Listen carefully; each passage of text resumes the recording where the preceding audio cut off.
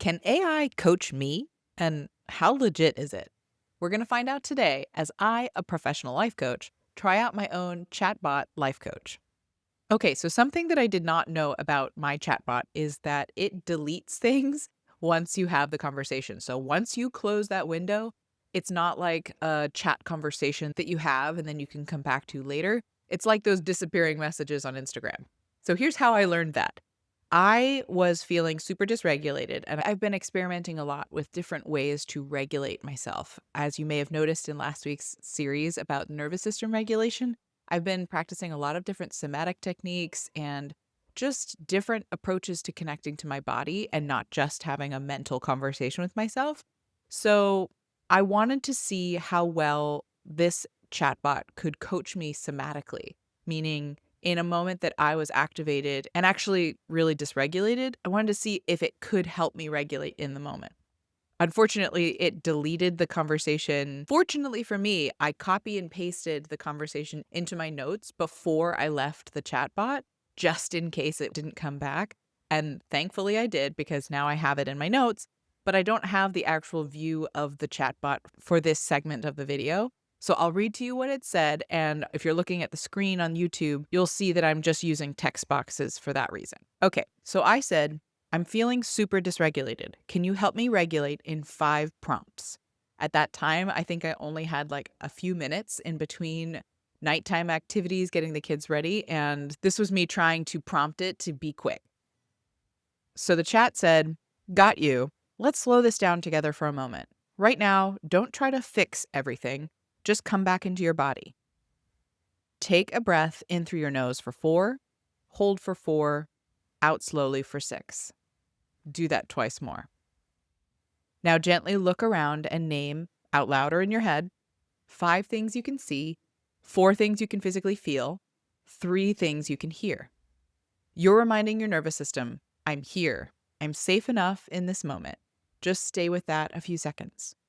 Now let me meet you where you are. What feels the most intense in your body right now? Where do you notice it and what does it feel like?" Okay, so largely positive feedback for this. It's definitely been receiving my feedback because it is following the simple somatic techniques of room scans, body scans, and just connecting to senses. So the whole 5 things you can see, 4 things you can feel, 3 things you can hear. That's a cool little take on it, going 5, 4, 3. I like it. It's doing the 4, 4, 6 breath. I would say this is a really great implementation of somatic prompting. Considering I didn't direct it to help me somatically regulate in this moment, it's just using my feedback from the programming that I've done. I'd say this was genuinely really helpful. It did do that thing where it stacked a bunch of questions on top of each other, like what feels the most intense, where do you notice it, and what does it feel like? That's a lot in one question, especially if you're dysregulated. So I remember in that moment when it asked me that, I had to reread it a few times, and then I think I just picked one of the questions to answer because, again, I was short on time and I was so super dysregulated and my brain was kind of scattered at that time.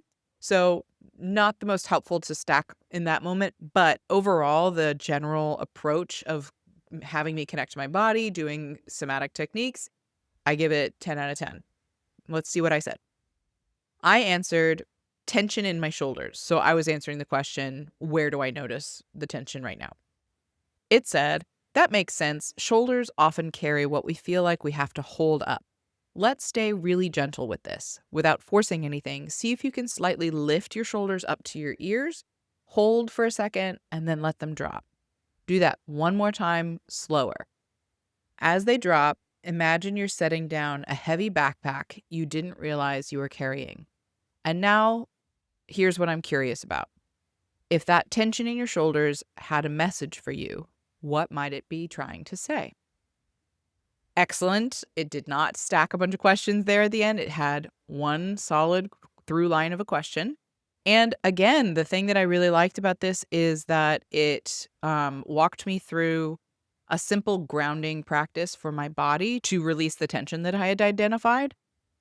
And it offered a visualization where I set down a heavy backpack that I didn't realize I was carrying. So I really enjoy seeing how well it's implementing my strategies that I've programmed into it.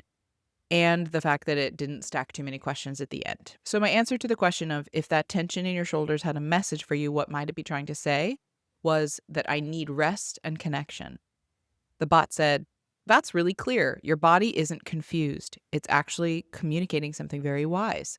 Rest, connection. Let's stay right there because that's already a shift. If you didn't override that need, even just for the next 5 to 10 minutes, what would rest and connection look like in the smallest doable way right now?" I said a hug from Matt, snuggles from Moxie, and talking with Grace. Moxie and Grace are my daughters. Okay, cool. So now it's entering facilitative mode. It's having me identify very doable small steps from here now that I've generated a little bit of awareness about what my body is trying to tell me. So my body told me I need rest and connection. It's saying, okay, what does that look like right now? How can you do that immediately? Which is a core principle of coaching. Don't wait for the future to meet your needs. It's how can you actually access that awareness right now in new action, which I appreciate. And facilitative coaching is an important part of life coaching. However, it's probably only is like 5, maybe 10% of coaching. A lot of coaching gets into the deeper levels of awareness, and the facilitative steps come much later. But because I prompted it with give me a 5-step process to getting regulated right now, I totally have no qualms with it directing me by question 3 to an immediate action to take. Now let's see what it said. "That's really beautiful and very human. There's something tender here. Your nervous system isn't asking for something abstract. It's asking for very specific people and warmth. Let's ground this into reality for a moment gently. Which one of those feels most accessible to you right now in the next few minutes?" I answered Moxie because I was holding Moxie, my infant, at the time, so it seemed like the most logical place to start. Again, this is just like classic facilitative coaching. It's asking, okay, you've named what you can do in the next 5 to 10 minutes, what that looks like. And then now it's saying, okay, what's step 1? What can you do right now? I wouldn't say I'm fearing for my job right now because these are very surface level questions. Not to say that those aren't helpful, but they're only going to address the in the moment questions or need that I have right here. And it's not actually going to change anything about my life. Which, to be fair, my prompt at the beginning was simply get me regulated again in 5 steps. So I wouldn't expect it to go deep into layers of my core being or my psyche or any of the core stories I carry about my life. I understand that the prompt itself limited what responses it would give me, but I'm just sharing with you who may not have experienced life coaching before. This is extremely average life coaching. Okay, now in response to my answer that Moxie was where I would start, it said, "Perfect. Your body picked something simple and real. Before you even move, just notice this. You already know how to take care of yourself in this moment. That's powerful. So here's your next step gently. As you go to Moxie, can you let yourself fully receive the snuggle? Not multitasking, not thinking ahead, just feeling their warmth, their breath, their presence. And while you're there, I'm curious. What shifts in your body when you allow yourself to actually receive that comfort instead of just going through the motion of it?" I really like this question. I'm glad that it didn't just stop with, okay, what can you do right now? Good, go do it. It understood that from a dysregulated state, I'm not necessarily in a receiving mode. I'm not going into this snuggle with my daughter all, happy and smiling and ready to hug and like feel good. I could be going into this, one, still activated in my body, and two, just going through the motions of what I just said I would do to the bot. So the fact that it's making me slow down and really consider how I'm going to allow myself to receive the comfort that I'm looking for is a really crucial step. So I'm really glad that that was step number 5 of it established what could I do in the next 5 to 10 minutes? What can I do right now? And how am I going to let my needs get met by doing that action? It's super important skill. So I'm really glad that it implemented it. So then I answered allowing, permission, choice.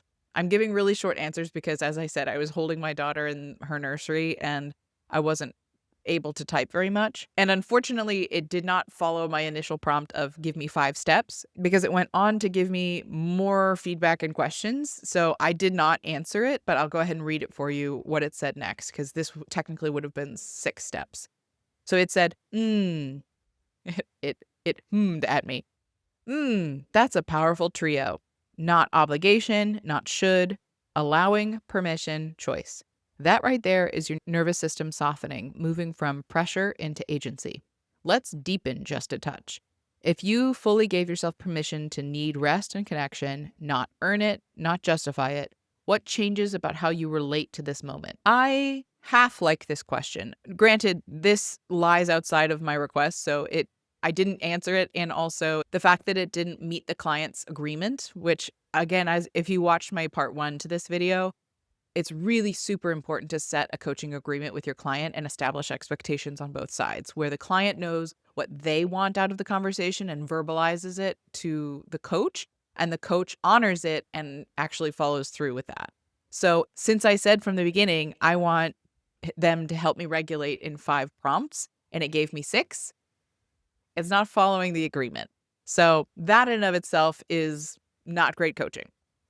But as far as the question goes with if you gave yourself permission to need this and not earn it, it's building off of my answer. I said that I needed to give myself permission, and it's saying, okay, if you gave yourself that permission, what changes about how you relate to this moment? This kind of goes into my overall feedback for this bot, which is that instead of staying inside of one conversation that talks about one moment of my life coaching, good life coaching, always takes it to 10,000 feet.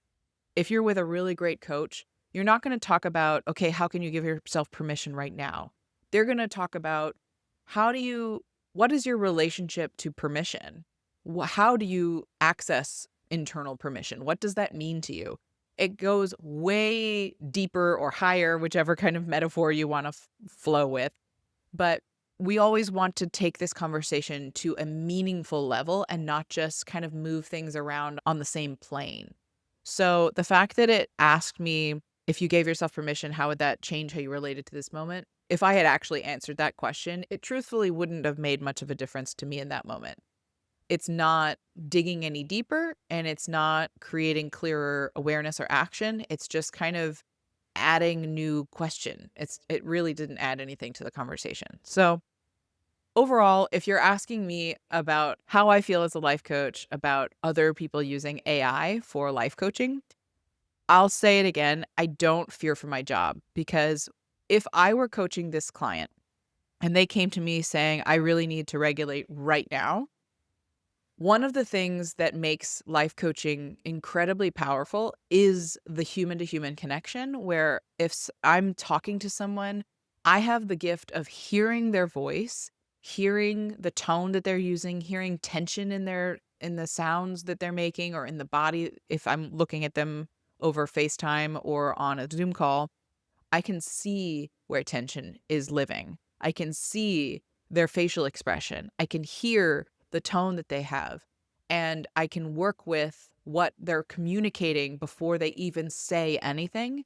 And then there is a really big difference between someone speaking in the moment on the fly, words coming out of their mouth, straight out of their brain, and taking the kind of interception of I'm thinking a thought and then I'm typing it into a computer. There's almost a translation that can happen sometimes when I'm thinking something to then writing something that slows the processing down or changes it in some way. And, just the sheer fact that I'm typing these answers, the computer is not going to see anything about me or hear anything about me or witness any of my humanity in this. It's just reading my words without any tone or inflection or body language or, visuals or anything. So that's one of the most powerful and missing aspects of AI coaching is the person to person element.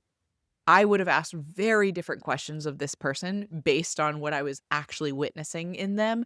Not to say that this was bad given the limitations of this tool, but I'm just sharing my overall feedback of AI coaching is that it can be helpful in instances like this where I'm dysregulated and I want to get regulated, and I do better with some sort of interactive app or tool rather than just journaling or talking it through with a friend. If I just really wanted to implement in the moment, but I'm not really good at doing it by myself, or journaling doesn't work for me, this is a really great alternative to work through something in the moment. And it's also interesting to me that this is disappearing. Like, this is a conversation that I could have had and would have just totally been erased from my memory bank and or from my own chat log. I think I have mixed feelings about that because I appreciate that in a fleeting moment to use this kind of a tool, almost like a mental purge of my thoughts, where I can just verbally dump or verbally process, or at least somewhat verbally process since it's not out loud, type out my thoughts to this bot, and then it kind of flushes it away.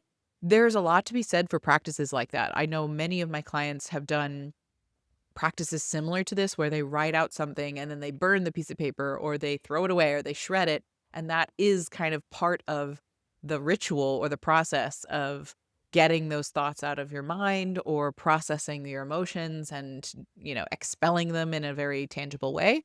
So, on the one hand, I see the value in the fact that this disappears. But at the same time, if you're somebody who really likes to self-reflect and wants to see progress that you make as a human, having a log of something like this from, if you started using this and over the course of a year you wanted to watch your first conversation to your last with the bot, it would be unfortunate that you wouldn't have access to any of these conversations ever unless you copied them into your notes app like I did. So, those are just my initial thoughts and my feedback about this AI life coach. I'm curious if you thought that these responses were really helpful and if you would ever use this kind of a tool in your own life. Because in the description box, I'm including the free link, my AI life coach bot, the same one that I used here. And I'm really curious to hear that if you do use it, what your experience is with it. And with that, we've come to the end of today's episode of the Contentment Creator Podcast, where we put AI to the test to see if a chatbot can coach a life coach. Whether you caught the whole episode or one of our segments, either way, thank you so much for making it all the way to the end, and I hope that you are subscribed so you don't miss another episode. Join me in my mission to turn a world full of content creators into a world of contentment creators. Bye, y'all.